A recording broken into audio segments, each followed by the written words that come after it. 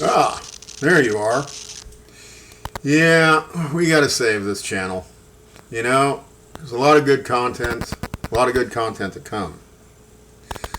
So, everybody's hungry. What do we got going on? Well, I want to talk about revising things a little bit. You know, I decided to start eating more meat, and so, that's been changing some of our cooking. During these power outages and extreme weather, I've been doing a lot of off-the-cuff cooking. So we got a lot of that to look forward to as I turn those into real recipes that you can repeat that will make your version of Mrs. Chef very happy.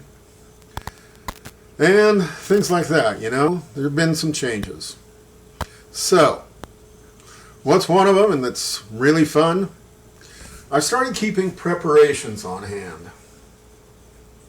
If nothing else, I got plenty of time since I haven't really been able to rely on being able to get out the front door. So what are some of the preparations?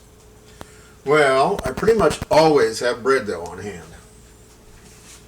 Here you go, take a look. Oh, that looks so sexy on that cheap camera. It's also very hot. It just came out of the oven.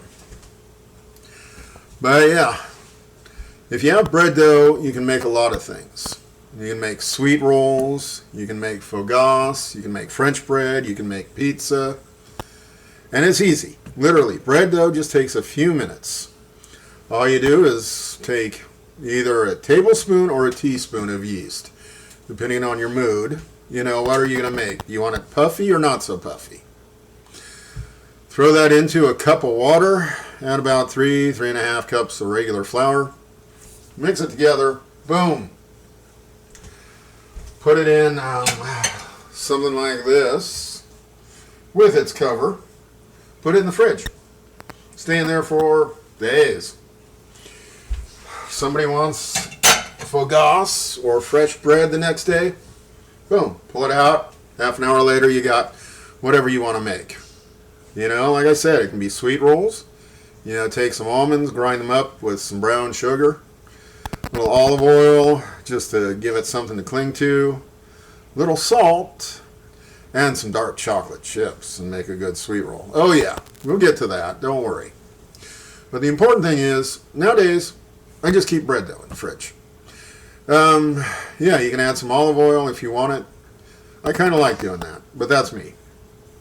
But it's just water, salt, flour, yeast, and throw it in the fridge. It'll stay there for a few days. You can play with it. You can make whatever. What's another preparation I keep on hand these days? Well, it's this. We talked about this earlier. This, and I hate the name. Don't want to lose it, but you see that it's thick. It's yogurt. Plain old regular full fat Greek yogurt. You put it